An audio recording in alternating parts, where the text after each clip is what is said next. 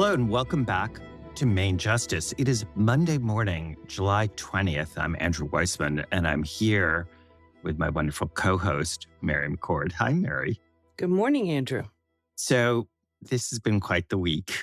It has been. I think it's sort of useful for people to get our take on what happened this past week, as well as a few things that are a bit more obscure. So with that, Yeah, with that teaser there, last week's episode, we spent pretty much the entire episode talking about what was then the upcoming confirmation hearing for Todd Blanche to be the United States Attorney General. That hearing did take place last Wednesday. I spent the entire day. I was in New York City at the MS I Now saw studios, sitting with various anchors throughout the day. I have a whole lot of thoughts about that hearing, and I'm sure that you do too. And we haven't really shared them with each other, much less our listeners. But I think that'll be an interesting first discussion this morning. Then, of course, something else. I hate to call it big because it was really not big. It had a lot of hype, but it's really a big nothing burger, which is the president's speech on Thursday night that was supposed to have all these revelations about elections and vulnerabilities of our elections here in the United States and non-citizens voting. And really, it is a bunch of empty words with very, very little to back it up. And so we will talk about that. it reminds me so much, Mary, of, I don't know if you remember when the president said when he was between term one and term two, he said, I've got irrefutable proof of election fraud, and I'm going to be having a press conference, doing his showmanship thing and building it up. And then it got canceled and he never had it. And his excuse was, well, he talked to his lawyers. His lawyers said, maybe it's better not to do it while you have a case pending. Yeah. Well, those cases are not pending, and we're still waiting for the irrefutable proof. That's true. And we did not get it Thursday night. So spoiler alert. Exactly. So we will have time with that. Yes. Then we will talk about, there's been some really incredible new reporting that validates something I very much thought to be the case, but didn't have the numbers to back it up. Talk about data to back up your claims, which is that a lot of the so-called prosecutions and even just investigations of people allegedly for assaulting ICE officers have utterly fallen apart to the extent that the department has charged cases like that. The numbers are really quite striking. 500, I think, cases that the New York Times looked at, 400 that had actually been resolved. Only a handful of actual convictions. There have been some guilty pleas. Which is a conviction. It is a conviction. I should say a conviction after a jury trial or a judge trial finding guilt. And you're absolutely right. Guilty pleas are convictions. So those numbers are always going to exist. But the number of cases, over 200, that just totally fell apart is pretty staggering. Yeah, I'm going to give it, when we get to that, how I think you and I think about that, because we compare it to the normal benchmark of how DOJ does in cases, which is like well over 90%. Yes. And so that's how you have to look at it. So, Mary, you were on set with Todd Blanche's confirmation hearing. Do you have any top-line impressions, points that you want to make about how you thought he did, how you thought the senators did? Any big picture takeaways? Yeah, I do. 2 points with respect to Todd. Well, 3. I mean, I think he gave away the ghost when he was asked by Senator Kenney, are you friends with Donald Trump? And he said, I'm his lawyer. I was his lawyer. I mean, it just showed his lawyer. He is not the president's lawyer. He used to be the president's lawyer, but I think that Freudian slip set the tone for the hearing. Now, it wasn't right at the beginning. It came after we've been into it at least an hour, I think. But still, it's like, okay, well, there you go. That's how you think of yourself. Can I relate to that? Because I think there was another thing which I was very much thinking about. If you remember at the end of our last episode, I'd asked you sort of what would you ask Todd Blanche? And you were focused very much on this idea of where do you view the independence of the Department of Justice? And I think the other place where it wasn't so much a Freudian slip as he was very overt that the Attorney General is a member of the cabinet like anyone else and does the bidding of the president. And leave aside that I thought there could have been a lot more questioning on that, a lot more teasing out, basically saying, so let me just walk you through what Elliot Richardson did. And I want to contrast not what the president legally can do, but what you will do in that situation. In other words, what do you think the appropriate norms are post-Watergate? Because he made it absolutely abundantly clear that he views the attorney general as no different than any other cabinet secretary. And the lens he uses is, does the president have the power to do it? In which case he has to do it. That I thought was the other dramatic change that really sort of flew under the radar screen in terms of how it was approached at the hearing, because he was presenting a pre-Watergate view of what the Attorney General of the United States should be. And he's obviously, to be fair, he has acted out that principle. And he has defended that like he did at the hearing, but even in previous statements. Yeah. And so for people who are thinking and hoping, oh, he's the guy who's going to say no to the president, I think he made it abundantly clear what his view is. If the president has the power to do it, he's going to do it. That's right. And Senator Booker, among a few others, did call him out for that, right? Is your allegiance to law or to one man? And ended his questioning with, you've chosen Trump over the truth. And that's the case. And, as we've discussed before, by the Constitution, the Department of Justice is in the executive branch and the president is the leader of the executive branch. But because of Watergate, because of the need for the American people to have some faith that the Department of Justice is not just acting as a political arm of the president with the powers to investigate and prosecute people, take away their liberties, all of that. That is why post-Watergate, every other attorney general, no matter their party, has thought it was important to show that there's independence. So yes, I think that's a huge thing.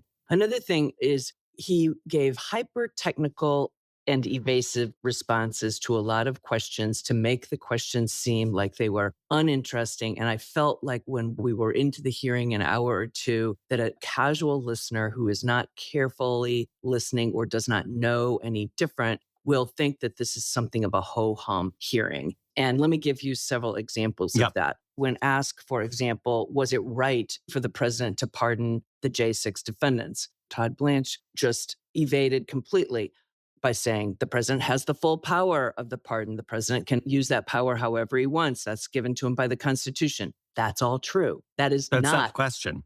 Answering the question, right? He was asked, will you commit not to pay the J6 defendants? Remember, there was a lot of questions about this slush fund, settlement fund. Some of the best questions, I think, came from Senator Cornyn. But there's been rumors out there that there might be other mechanisms, and there are other mechanisms by which the Department of Justice could pay. And Donald Trump himself, right, has suggested that. And has paid. That's right. The Federal Tort Claims Act, I believe, has been used, which is another pot of money. So we've talked about how Michael Flynn got over $1 million. Right. And so this is not some fanciful thought. Right. And he did not close the door to that. Rather than, will you commit not to? He's like, well, the Federal Claims Act, FTCA, it's a statute. It exists. I can't get rid of the statute. And I'm like, that's not the question, Todd. It wasn't, is there a statutory mechanism by which people who believe they've been wronged can seek recompense from the Department of Justice? The question was, will you commit to not paying them? Right. Because that means the Department of Justice can make a decision about whether it pays or not pays. Yes, but can we just say for a moment, obviously, thing one in terms of responsibility for that answer is Todd Blanche. Yes. Thing two is the senators who are going to vote for him. But thing three is for the people who are trying to press him for actual answers. It would be nice to have Mary McCord there to say, could you answer the question? Yeah. That's not the question. I mean, as trial lawyers, it's like, oh my God. And I know that they're torn because they have a limited amount of time and they've got a lot of things they want to cover. But yes, people needed to come back harder at him, I thought. Still on this topic of the settlement, he was asked who wrote the settlement. And remember, just briefly for our listeners, the settlement, quote, I'm going to say quote unquote settlement because we already had a federal judge who said, at least the plaintiffs and the defendants in this case, the case of Trump suing the IRS, you may not call this a settlement because this was a collusive lawsuit brought so that the president could be on one side of it as his former self and the president could be on the other side of it as his current self, the head of the executive branch, the head of the Justice Department, and create this $1.776 billion slush fund to pay so-called victims of weaponization and give himself complete and utter civil and criminal immunity from all investigations and prosecutions for everything that he could have done up till the date of the settlement, including IRS audits, right? So he's asked, Todd Blanche is asked, who wrote the settlement? And he says, I don't know who typed it up. Who wrote the settlement? I don't know who typed it up, he says. Who cares who typed it up? Someone had to say what that settlement addendum was going to say. And he refused to say who did that. Was it you, Todd Blanche? Was it Donald Trump? Was it Donald Trump's personal lawyers? Who was it? Refused to say. And then one of the best evasive, hyper-technical non-responsives was, will you meet with the Jeffrey Epstein victims? Oh my God. He said, I am prohibited from meeting with them. And just for those who are wondering, because he did in fact meet with victims, I guess 1 day later. Yes, with a confirmation gun to his head, because yes, that's Tillis right. said, I'm not going to vote for you unless you meet. Yes, that's right. What he meant by prohibited, so all lawyers are barred by their rules of professional conduct by a rule that in most places, like maybe every place is Rule 4.2, and it bars attorneys from reaching out directly and talking to people that they know are represented by counsel, by lawyers, about the subject matter of the thing that they are represented on. So, for example, just so people understand, back when you and I were prosecutors, Andrew, once a defendant had an attorney, you and I couldn't call the defendant and said, hey, we got a plea deal for you. Would you like to take it? We would be violating our ethical obligations under Rule 4.2. We have to call his lawyer and say, here's a plea offer. Will you make it to your client? And that's because he's represented by counsel on the very subject matter that we want to communicate with. And a lot of the Epstein victims are represented by lawyers. I'm not sure all of them, but a lot of them are. So what Todd Blanche was trying too cute by half to say is, I'm prohibited from talking to them. No, you just have to call their lawyer and say, I'd like to have a meeting with them. Would you like to be with me, counsel, or would you like to let them have the meeting with me by themselves? That is all that he's obligated to do. So it was misleading and evasive, and it was just a terrible hyper-technical answer. And by the way, for some people who said, well, he sounded better than Pam Bondi and Kash Patel. It's a low Pam bar. Bondi and Kash Patel, their recent appearances are post-confirmation, right? So I used the phrase, which is showing your ass. This is like when you show a side that you shouldn't be. They're able to do that because they've already been confirmed. This is Todd Blanche in the best you're going to see him because he wants something. So to the extent that you're thinking, oh, he acted better in the sense. He was more calm, right? Yeah, right. And he wasn't as in your face, but so was Pam Bondi at her confirmation. Yes. Exactly. So I couldn't agree with you more. I would add in some things he said that were really surprising that I thought maybe are in a different category because I thought they were just, let me put it politely, not accurate. He described with the Epstein documents, he said that the only thing that we have not turned over are documents that are irrelevant, that have nothing to do with Jeffrey Epstein. Well, that's not what he previously said and what Pam Bondi said, and including we covered the Katie Fong hearing. And in that litigation alone, they have not turned over documents in foreign languages. They agreed and admitted that they had not turned over not just duplicate documents, but substantially duplicate, in their view, substantially duplicate. We don't know what that means. And Todd Blanche has previously said they have not turned over, and this could be a gigantic category, documents that are, in their view, privileged. Let's leave aside that the Epstein Transparency Act doesn't have a provision for that.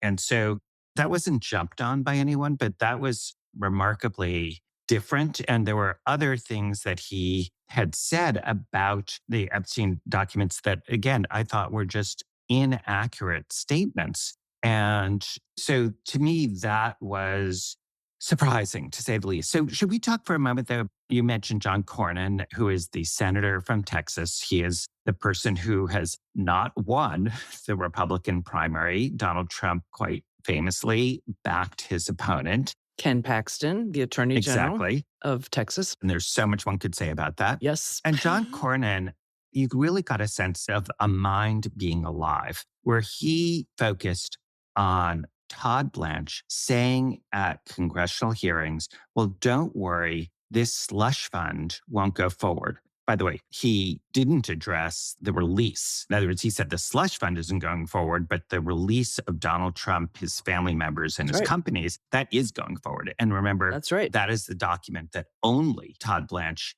signed. As he said, well, somebody had to sign it. That's the document I'm talking about when he said, I don't know who typed it up, when he was asked who wrote it. And let's also recall that that settlement and the fact that Todd Blanche just sort of showed up and said, well, don't worry, it's dead. that the federal judge overseeing this said that alone is indicia that this is a fraud on the court, because he's like, who are you to say that? Usually when you have a settlement, a true settlement, there's a plaintiff, there's a defendant, one party, and actually Todd Blanche isn't even a party. The one who settled, right, is not the one who can say, you know what? We're not going to do that thing we agreed to do. Right, exactly. And that, I should say the other thing is Todd Blanche at one point said, well, at DOJ, we always vigorously defend our cases. That was one of his throwaway lines. I so wanted to be like, tell me about that one here, except when Donald Trump is the plaintiff. And so John Cornyn says, well, wait a second. You, as a non-party, just announcing in any sort of proceeding, oh, don't worry, we're not going to go forward with that. That doesn't change a written document. And he points out that the written document says it can only be changed by a signed written statement by the parties saying we're changing it. By the way, that kind of provision is pretty normal. It is. The reason you have that as a provision is you don't want parties to just be like, oh, orally, Mary told me that it would be changed. It's like, if it wants to be changed, you need to put it in writing and signed by the parties. Well, that didn't happen here. And so John Cornyn said, well, who are you to do this? There's a legal document. You want to be the head legal officer of the United States. And so couldn't one of the parties just move to enforce this? Yeah, exactly. Because he set it up so well. I mean, he really was a good series of questions. He said, it's a contract, right? And Todd Blanche says, yes, it's a contract, an enforceable contract. Well, yes. So couldn't the plaintiffs then sue to say you've broken the contract? And Todd Blanche was forced, and he actually looked unprepared for this question. He was unprepared. He was totally unprepared. I totally agree. Yeah. No one had thought through this. Yeah. He couldn't give an evasive answer because he was not prepared to give an evasive answer. He said, well, I mean, I guess a party could claim breach, the party being Donald Trump, Trump's family, the Trump organization could claim a breach of this settlement agreement. Yes, they could. And that would be something that would have to be litigated. And so that is one among many reasons why there needs to be something more getting rid of the settlement agreement, including the signature of the plaintiffs on it. And what the one thing that Todd Blanche did come back to, I guess, as his wheels are turning in his head that I got to get out of this some way, is Congress should fix this. I'm like, I'm sorry, Congress should fix this? It's a Congress contract. should, I guess, pass a statute that says you can't create this settlement fund. I'm like, okay, so you muck things up, and now you're going to say, Congress, please fix up what I just mucked up. Oh, I did something improper, and you should have stopped me. Yeah. But I wanted to ask you a question, because there is reporting that the Epstein victims then finally got their meeting. Well, I was on with one of them immediately after the meeting. And one of the things that was reported out was that Todd Blanche said, well, you need to go talk to the FBI. And one of the reasons is because I, as the acting attorney general, can't open an investigation. So, Mary, what's your reaction as somebody who worked at the department for over 20 years about that statement? And again, let's assume it's true. You mean true that he said that? Yes, exactly. I was going to say, because the statement is false. That's what I have to say about the statement. Exactly. Yeah, I mean, of course he could. Now, he's the acting attorney general. It would be very unusual for the acting attorney general to go into a grand jury and open an investigation. But he's a prosecutor, and 100% a federal prosecutor can go into a grand jury and open an investigation. It's what they do all the time. So, yes, he absolutely could do that. And, come on, these women have talked to the FBI. This is ridiculous. This was such a box checking exercise. And I was on air with one of the victims immediately after she came from that meeting. And my heart just went out because the victims were between a rock and a hard place. They have, of course, been asking to meet with Todd Blanche for some time now. So they couldn't very well say no when he said, I'd like to meet with you. Yet it was so obvious that the only reason he was meeting with them is because Thom Tillis said, I will not vote for you unless and until you meet with the victims. And you've got at least 2 weeks, and I want to know you've met with the victims. So the victims know going into this that all Todd Blanche is trying to do is check a box. And at least according to this victim and what she said on air that was very poignant and very meaningful, is she told her personal story. And it sounded like he was basically cold fish, like just not moved by it at all. There was nothing about the meeting, at least according to her, that showed any warmth or concern over what these victims had gone through or any commitment by the Department of Justice to do anything to ensure that justice would be served. Instead, it was talk to the FBI. Human compassion is what you were looking for. And I don't know if you've had this experience, but I have had this experience where you have to meet. It is your obligation to meet with. It's your duty, and in many ways, your privilege to meet with victims. And sometimes you are conveying bad news. It's part of the job and you have to do it sensitively. And the thing that I don't understand, and I've said this in other places, is the idea that you wouldn't do it yourself. I remember being a back chair, a second seat for Director Mueller, doing that in connection with documents that were really a huge mistake in the training material at the FBI about members of the Muslim community. And Director Mueller, I still remember, went into this room, met with Muslim leaders, took his jacket off, which already is a big deal. Right, that's a big deal. Robert Mueller, yes. And he said he was going to stay there, and he did stay there until every single question that they had was answered and was answered by him. And there was no way in God's green earth that Robert Mueller was ever going to delegate that to anyone. It was his responsibility and it was his obligation. And he wanted them to know that he cared about it personally and he was speaking for the FBI. To me, that lack of leadership and responsibility, with all the many, many, many other reasons that we have talked about that he is unfit for this job, that might be number one.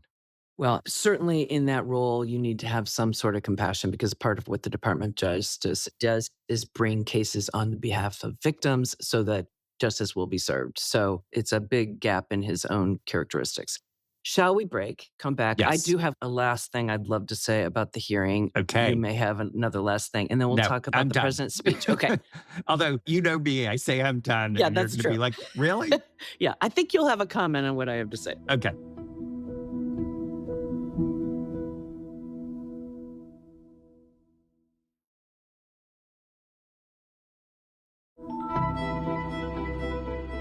Hey, Mary, we're back. You have a last comment about the Blanche hearings. What do you got? It really flows directly from where we ended off with his treatment of the Epstein victims. Over and over and over again, beginning in his opening statement and all the way through to his closing, he would repeat that his job is to secure safety, right? Public safety. And maybe this is really a follow-on to my comment about evasive answers and evasive testimony, because let's talk about the things that he has actually done that are the notable things as the Deputy Attorney General and now Acting Attorney General. It does not secure safety to go after the president's political enemies like James Comey or Letitia James or Adam Schiff or Jerome Powell or Lisa Cook. It does not secure safety to dismiss the seditious conspiracy convictions of the Proud Boys and the Oath Keepers, the ones who the president commuted their sentences but did not pardon them. So they would have kept those convictions. How does it secure public safety to dismiss those? Can you unpack that just a little bit? Just say the difference between a pardon and a commutation so people understand what you're saying, because it's really important. And I think it's just something that gets lost. Like that Todd Blanche did something that was not required. That's right. By what the president did. So could you just unpack that a little bit? Sure. So at the time, the president issued his clemency that included mostly pardons, where that means your conviction is gone. It is an act of mercy. You no longer stand convicted of this offense. For 14 people, and they were all people convicted of seditious conspiracy, members of the Oath Keepers and the Proud Boys, he didn't pardon them. He issued a commutation, meaning your sentence ends today, but you still have that conviction on your record. Meaning if you're in jail, you're released from jail. That's right. But you still have a conviction. It really has to do with the sentencing is gotten rid of, but you still are convicted. Right. So now we've got people with convictions for seditious conspiracy who no longer have those convictions, because if those cases are dismissed, as Todd Blanche has asked to do, and this is where we've talked about Tim Kelly, Judge Kelly has dismissed them. Judge Maida has asked for more information, but Todd Blanche is the one behind that. That's not the president. It does not secure public safety to have these ICE raids in communities where your ICE agents are acting, and we're going to talk about this in our third segment, with such lack of training and so irresponsibly that they are killing people, including United States citizen protesters. They're not just killing people through encounters where they're trying to actually apprehend someone who they say they're trying to apprehend, which are undocumented people who are real serious criminals, right? Which is just not the case at all, right? This does not secure public safety. It does not secure public safety to be doing search warrants on supposed election fraud from 6 years ago in Fulton County or Arizona or any other place to talk about whether there was fraud in the election that has been substantiated as not having had fraud involved in it by case after case after case, investigation after investigation after investigation. How does that secure public safety? So to my mind, he's trying to obfuscate the truth about what he's really doing as the acting attorney general and what he will continue to do on behalf of the president of the United States if he is confirmed, and trying to act like what he does is care about public safety. That's just not true. Couldn't agree more. You and I could go on and on. Elections. I mentioned elections. Time to. Yes, let's talk about elections. So Donald Trump gave a speech on Thursday night. Let me just first give a personal reaction, having worked for Robert Mueller when he was special counsel.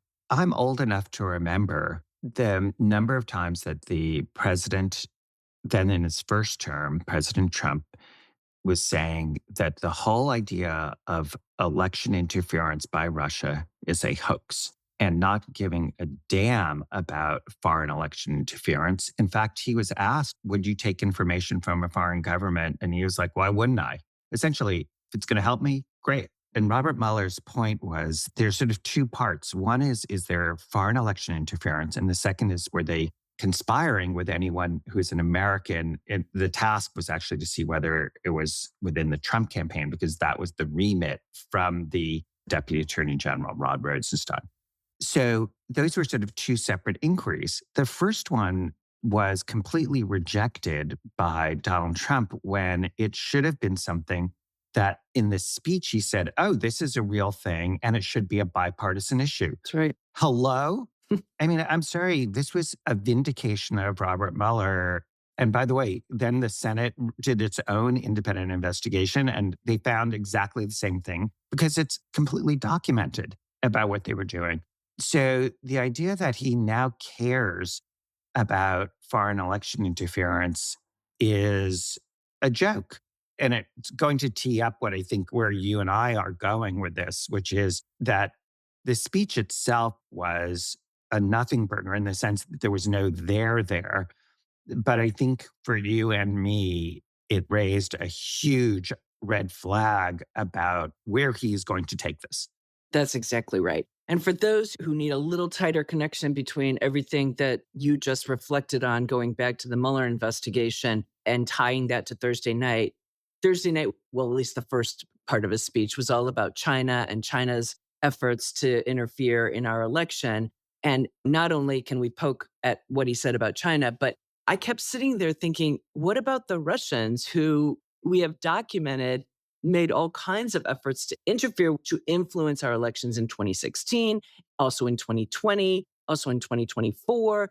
And in 2024, we talked on this program about some of the incredible indictments that had come out that showed the depths which Russia had taken to influence our elections. Now, we're going to talk about the difference between influence and interference, because influence means you're using social media. In the case of the Mueller investigation, they actually had boots on the ground people here in the United States who were ginning up support for Trump and against Hillary Clinton and spreading falsehoods, right? We had people taking over the personas of Americans on their Facebook pages and creating fake organizations that were anti-Clinton, all this stuff, right? All well documented in the investigation you participated in. Mary, you've done your homework. Oh, gosh. Yeah, I lived it too. Read, yeah.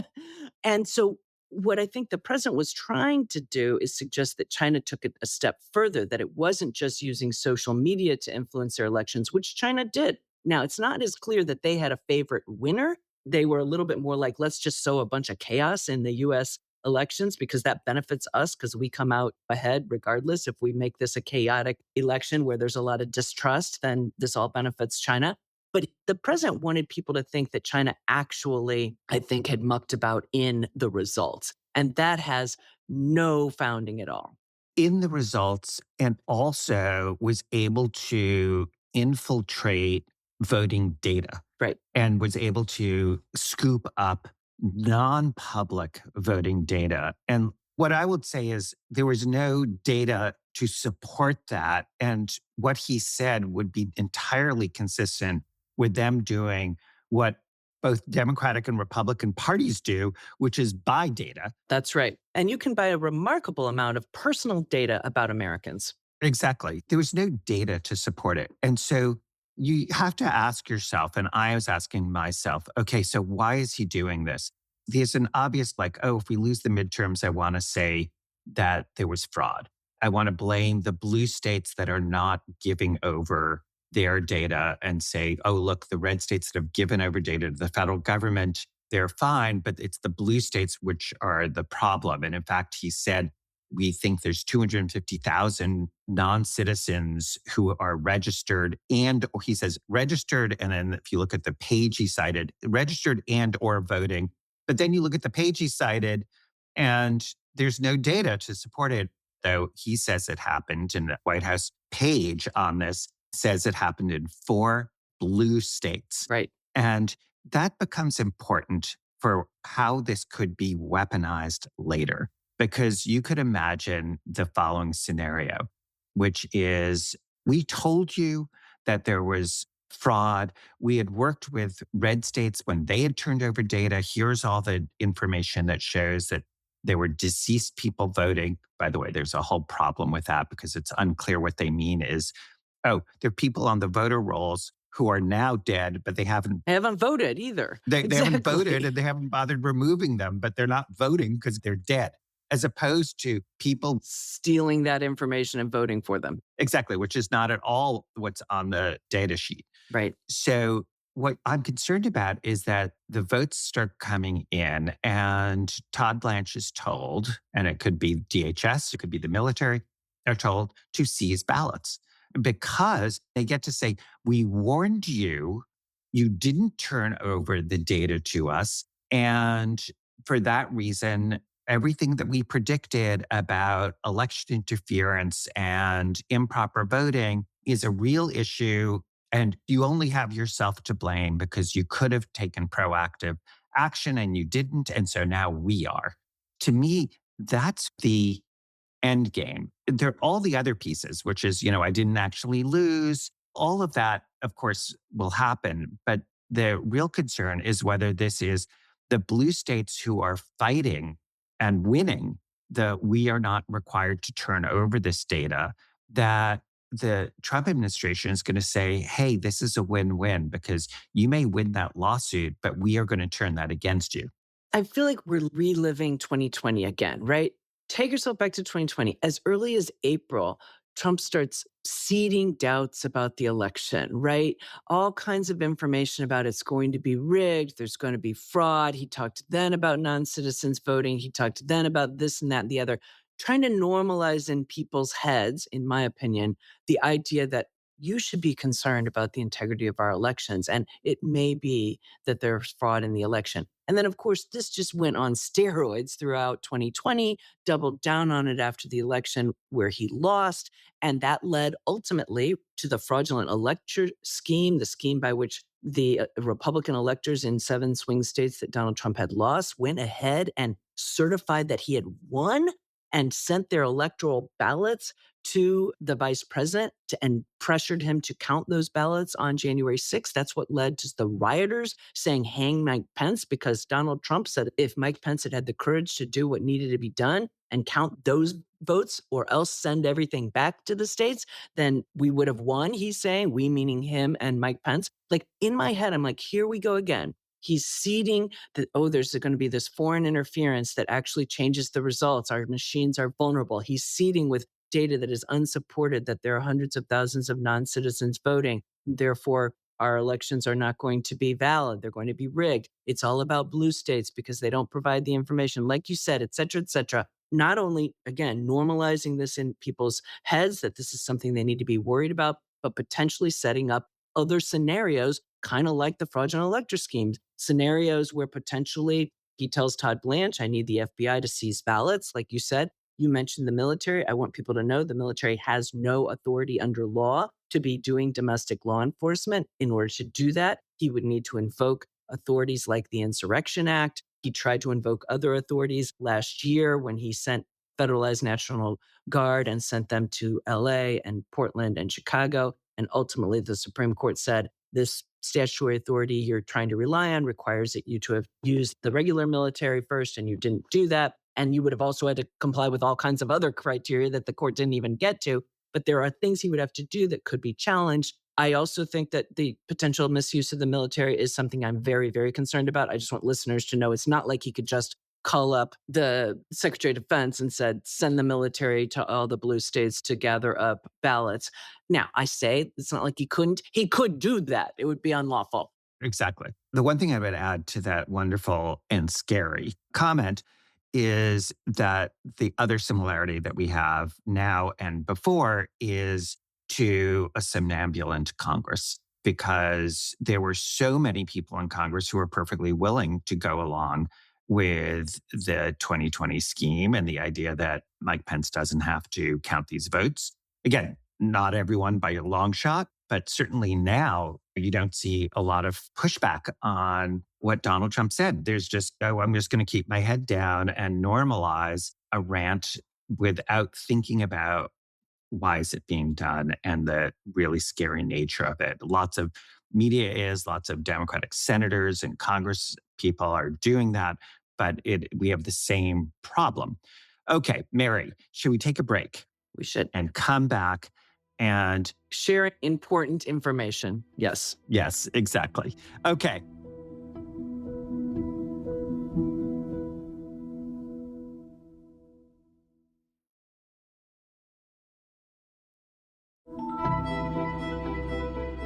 Welcome back.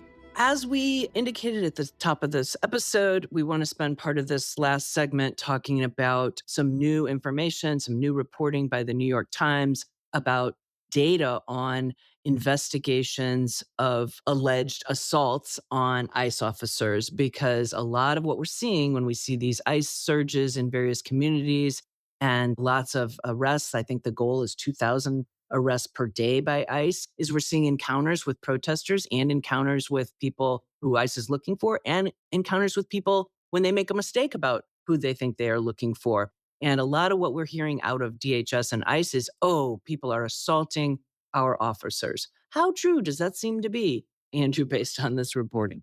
So I think the context of this, Mary, is really important. And the New York Times has done some really excellent work.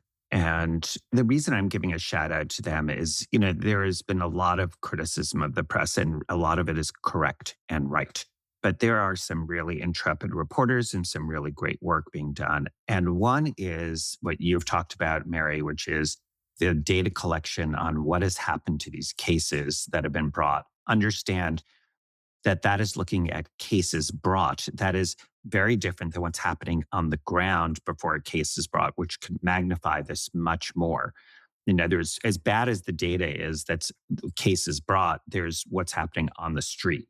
But the second piece of reporting that is why you are seeing these kinds of protests, in my view, the main reason is a list of shootings involving federal immigration officers. You have between July of 2026 and going back to March of 2025, a series of fatal shootings and other shootings. So there's a total of 23. People are aware of the killing of a man in Biddeford, Maine, another man in Houston. So Mr. Guerrero and Mr. Arroyo. People are certainly aware of Alex Preddy in Minneapolis and Renee Good in Minneapolis, of Mr. Villegas Gonzalez in Franklin Park, Illinois, and Mr. Martinez in South Padre Island in Texas. Those are fatal shootings.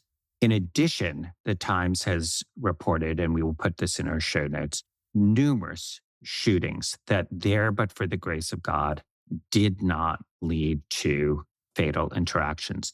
And that has led to people being outraged, furious, wanting to speak up, wanting to do something about it. Now, just to be clear, Mary and I are not here to defend illegal action. For God's sake, we've spent our lives dealing with that. And we're not here to say that there should be violence on the right, left, center, anywhere. But peaceful protesting, recording officers, holding up signs, chanting, none of that is prohibited. In fact, it is protected activity under our Constitution. And so that has led to people being deeply, deeply upset about what is happening to the community. And obviously, Minnesota got a lot of attention. And now we're seeing it in addition in Maine and in Houston. But it, in so many ways, has affected so many parts of our country in ways big and small. It's unfortunate that it shouldn't have to take the killing of somebody and also a lack of a sense of justice for what has happened. Because one of the ways that you can show that you think this is wrong and there should be accountability is by having independent, fast, fair investigations of what happened and holding people account. And that is so lacking at the federal level. And that relates back to Todd Blanche, but there has been so little federal cooperation and so little even speaking out, which you would think would be what the attorney general and the deputy attorney general would want to do, to talk about the way in which you seek justice for the victims, but also if the agents did something correct, which we've talked about. You want to have that kind of investigation to make sure that there is a real looking through of this. And the other New York Times piece of reporting is that the FBI and the Department of Justice are not going to be looking at these kinds of interactions between immigration authorities and civilians. In other words, whether there was an improper or not improper shooting, which traditionally is what the Department of Justice has looked at and has participated in a whole variety of settings, including in the Civil Rights Division, to make things count. So you sort of have three pieces of New York Times reporting that paint a really compelling picture. Let's try to see how these things that seem disparate fit together, right? So the shootings are what have outraged, as they should, Americans. And it shows so many things. It shows that officers are not being adequately trained on the use of force and when it's lawful and when it's not. They are clearly being encouraged by DHS leadership to be extremely aggressive. And we've seen that in ways that really brush up against constitutional rights, too. Like this notion, remember when we talked about this months and months ago, that you could enter a house without a warrant forcibly to get someone you think might be here unlawfully. That is not the law. You don't get to just enter into private property without a warrant. Police can't do that if they think somebody in there committed a crime, right? Unless they're in an exception like hot pursuit. So we've seen all kinds of abuses. So all of this aggressiveness has led, and these surges has led to a huge uptick in encounters, sometimes and tragically, and you did a good job laying them out, Andrew, fatally. But these encounters have oftentimes resulted in ICE claiming we were the ones being assaulted. Certainly, there may be instances, like you said, where there are assaults on ICE officers, and we're not trying to forgive that. Certainly, they're saying that in each case of a shooting. Well, I was under threat and other ICE agents were under threat, and we had to do this for our self-defense. Look at Renee Good and Alex Preddy. That's right. That's what they've claimed in those cases. But also now we know from the New York Times of hundreds and hundreds of other instances of just encounters. These are the things that they're claiming. And the reporting by the New York Times even shows body camera footage as they're encountering somebody and a protester or others out on the street, civilians. They're already yelling. The ICE officers are already yelling the code name of the statute for assault on a law enforcement officer, 18 U.S.C. 111, right? 18 U.S.C. 111. They know that this is what they're going to charge. And this reporting is that in 558 charged cases of assault on an ICE agent, 191 have been dismissed, often by the government itself when they realize we don't have the goods here. 22 people have been acquitted. 4 have been convicted after an actual trial. 246, that's not an insignificant number, were pleaded guilty, and there are 95 pending cases. So if you take out the pleaded guilty ones, though, and you just look at then what went forward, more than 200 cases, you have almost all of them being dismissed and 22 resulting in acquittals. according to the New York Times, we have 2 judges who found that agents purposefully destroyed evidence, including ordering a defendant to delete cell phone photos. We have the reporters, and this is why the shout out to New York Times is so important. They actually went through the case files of all these cases, right? To see the evidence, look at the body-worn camera videos, and they say in dozens of those cases, those videos show that it was the agents who were the first to get physical, including shoving and tackling or pepper spraying defendants, et cetera, et cetera. So really shows this over-aggressiveness and overcharging, which is a DOJ decision to charge a crime. DHS may be the one and ICE who are being overly aggressive, but DOJ makes that charging decision. Then you contrast this with the reporting from yesterday that FBI internal guidance, again, which is denied, says, we're just not going to investigate these 111s anymore. And then it's like, well, wait, why? Is it because you're doing a terrible job with them and you're losing all the cases because there's no merit? Or is it because, and this is what was the gist of the reporting, is that in the course of doing an investigation into whether a civilian assaulted law enforcement, you're coming up with some information that could actually show that law enforcement, and I should say ICE, because that's what we're talking about here, was in the wrong. And that could bode poorly for those ICE agents. Like, that's a terrible reason not to investigate something, right? Not just terrible reason. I mean, the message is, don't worry. That's right. We have your back. A couple of things. One, even if you add back in the cases where someone pleaded guilty, because as we talked about at the outset, those are convictions. So if you include the people who pleaded guilty and the people found guilty, you still have, let's assume that the number is roughly 50% are dismissed or found to be or acquitted.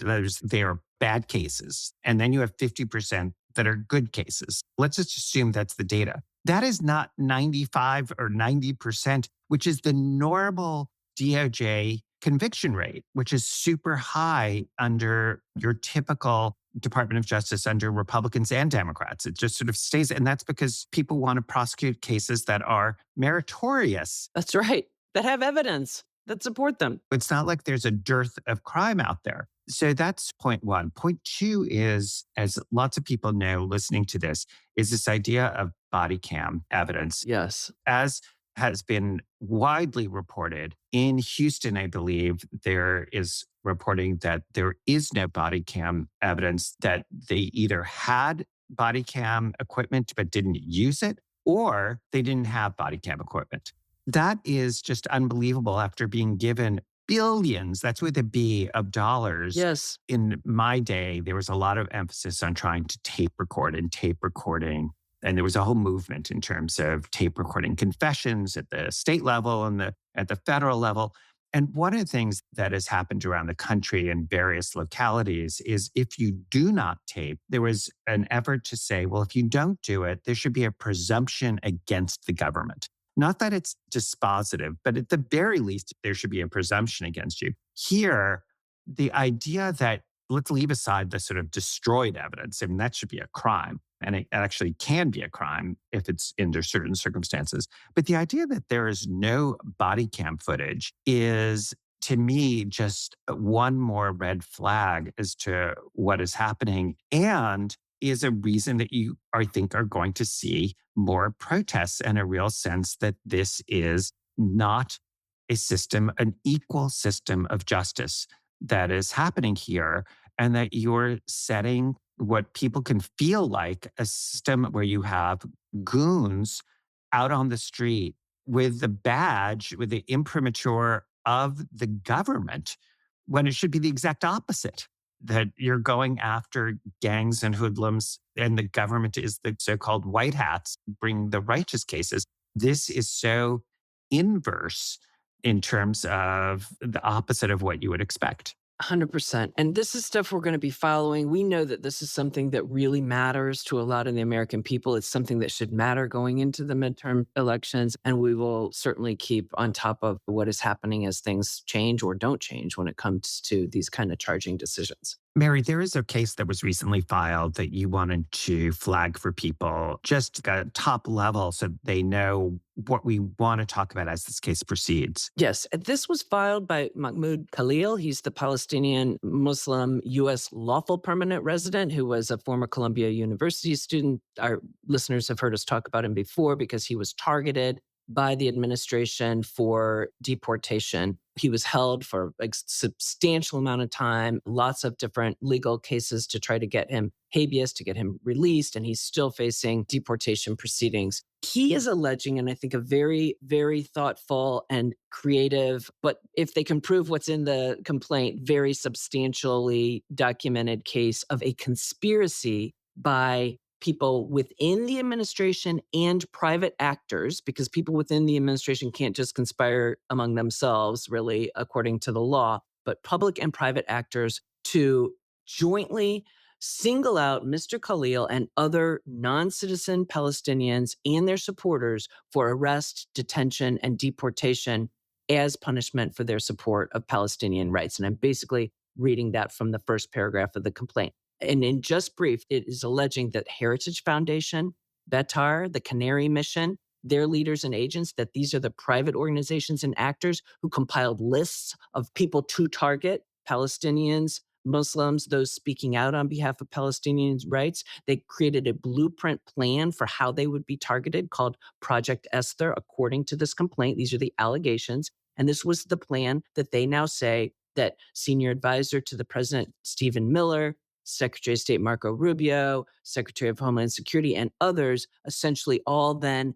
worked hand in hand with these private defendants to target the people who were provided to them by the private defendants. It's a substantial conspiracy, civil conspiracy case under the Ku Klux Klan Act, an act that was passed in the Reconstruction era by Congress to actually be able to provide a cause of action for conspiracies to deprive the civil rights of Black people. And that is now being used here. And I think it'll be very interesting to follow. The government has not responded yet. Heritage Foundation and the other private actors have not responded yet. We will come back to it. And the last thing I'll say before we end is this sort of fits into what we have been seeing. This is taking action to push back against what we've been seeing out of this administration.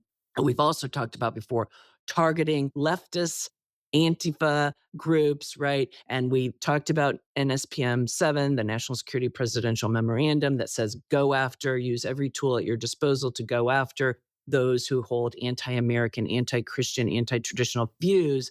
And we've seen also last week, Secretary of State Marco Rubio convene a global group of leaders, really sub-leaders, because most of the global group was like, I don't really think this is an issue, so we're not sending our top person. But leaders here in the United States to talk about this incredible threat, according to him, of violence from the left. And the issue there is that we will be continuing to focus on is that obviously you can target, if you're in the government, violence by anybody, whether it's left, right, center. But when you're saying, oh, we're only going to be doing it, or the real problem is on the left and not the right, then you're using First Amendment activity and you're doing it based on viewpoint. Discrimination. Exactly. It's such a perfect tie-in to the Khalil lawsuit. But anyway, so we wanted to flag both of those because they're really important. We'll keep our eye on it and bring them back as we see developments there. Mary, thank you so much. Thanks everyone who is listening for staying engaged. And remember, you can subscribe to MS Now Premium on Apple Podcasts, and you'll get this show and other MS Now originals ad-free. And you'll also get subscriber-only bonus content. We are also available on YouTube. Head to ms.now/mainjustice to listen. This podcast is produced by Vicky Vergolina. Nicholas Benuela Yodar is our associate producer, and Cassidy Corey is our intern. The audio engineers for this episode are Bob Mallory and Hazik bin Ahmad Fared. Katie Lau is the senior manager of audio production, and Aisha Turner is the executive producer for MS Now Audio. Search for Main Justice wherever you get your podcasts and follow the series.